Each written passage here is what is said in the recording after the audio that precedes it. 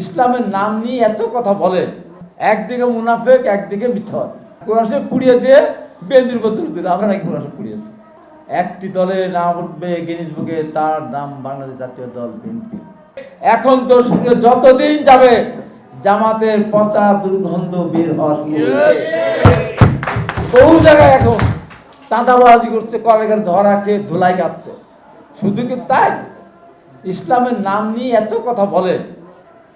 আর ওই যদি প্রবাসে তার ঘরে রাতের বেলা ঢুকে ধরা পড়েছে না, নাকি ওটা ইসলাম কাম করতে গেছে? হ্যাঁ, একদিকে মুনাফেক একদিকে মিথ্যা।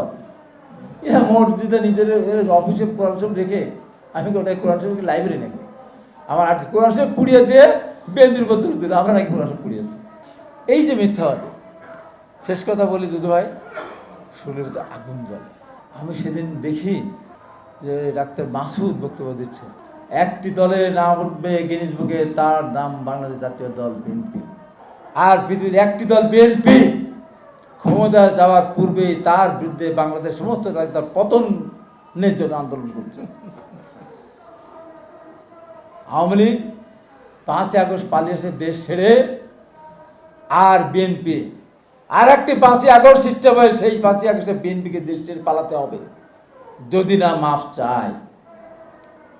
রাজাকারদের এত বড় আস্ফলন বলছে বিএনপিকে মাফ চাইতে হবে, বিএনপিকে মাফ চাইতে হবে না।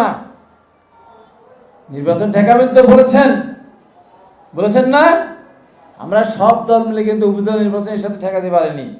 সব দল মিলে আওয়ামী লীগের নির্বাচন ঠেকাতে 24 সালে পারিনি। নির্বাচন ঠেকাতে আসেনি।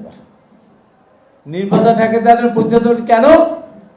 নির্বাচনে বিএনপি এবার আপনাদের সাথে নেবে না, এই অভিমান। বিএনপি 2001 সালে একা নির্বাচন করলেই একক সমাবেশ পেত। বিএনপি রাজাকারের ভোট ছাড়া ইনশাআল্লাহ আগামী দিনে মানুষের ভোটে ভালোবাসা নিয়ে বিএনপি এবং আমাদের নেতা তারেক রহমানের নেতৃত্বে সরকার গঠন হবে। রাজাকারদের বিএনপি বলে তুলবে না।